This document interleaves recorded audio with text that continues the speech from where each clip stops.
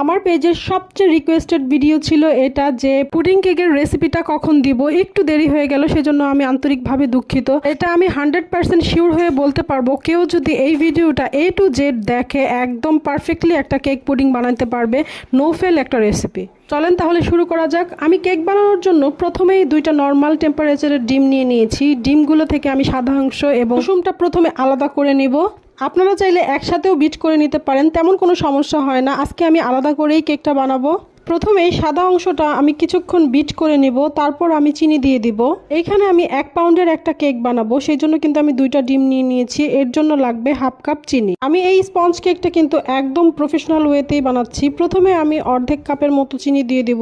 এই চিনিটা আমি ডিমের ম্যারাঙের সাথে খুব ভালোভাবে মিক্সড হয়ে গেলে তারপর আর বাকি অর্ধেক দিয়ে দিব। এই দিকটা একটু খেয়াল রাখবেন, চিনিটা যেন খুব ভালোভাবে মেল্ট হয়ে যায়। এই যে দেখেন, আমার ডিমের সাদা অংশ কিন্তু একদম রেডি হয়ে গেছে। স্প্যাচুলা দিয়ে একটু উল্টে পাল্টে আরেকটু বিট করে নিব। ঠিক এইরকম একটা কনসিস্টেন্সিতে চলে আসবে। দেখেন, আমার বিটারের কাটার থেকে কিন্তু আমার ডিমের ফোমটা পড়ে যাচ্ছে না, এবং ডিমের কুসুমটা এই পর্যায়ে আমি দিয়ে দিব। দিয়ে দেওয়ার ফলে কিন্তু আমার কুসুমটা উপরেই রয়ে গেছে, ডিমের ফোমের ভিতরে ঢুকে যাচ্ছে না।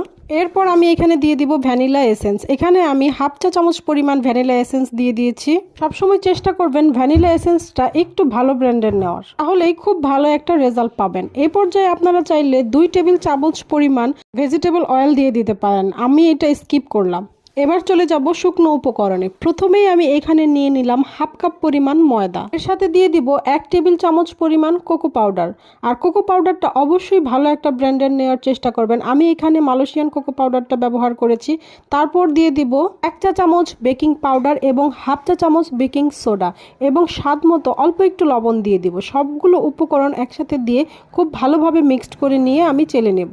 ছাঁকনি দিয়ে কিন্তু অবশ্যই চেলে নিতে হবে, এতে কিন্তু আপনার শুকনো উপকরণগুলোতে যদি কোনো লাম্পস থাকে এগুলো কিন্তু বেরিয়ে যাবে। আপনারা চাইলে 2-3 বারও চেলে নিতে পারেন, এতে করে রেজাল্টটা খুব ভালো আসবে। এরপরে একটা চামচ দিয়ে সবগুলো শুকনো উপকরণ একসাথে ভালো করে মিক্সড করে নেবেন, যাতে cocoa powder, baking soda, baking powder একসাথে মিক্সড হয়। এরপর আমি আমার ডিমের মেরেঙের সাথে হাফ চা চামচ পরিমাণ চকলেট ইমালশন দিয়ে নিব।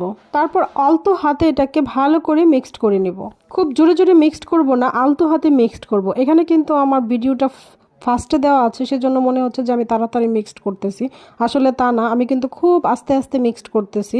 তারপর চলে যাব শুকনো উপকরণে।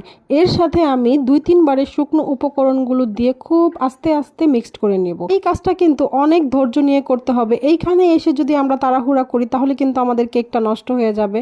আর এই রেসিপি ফলো করলে আপনারা ইনশাল্লাহ 100% চকলেট স্পঞ্জ কেক বানাতে পারবেন, কোনো সমস্যাই হবে না, 100% পারফেক্ট হবে।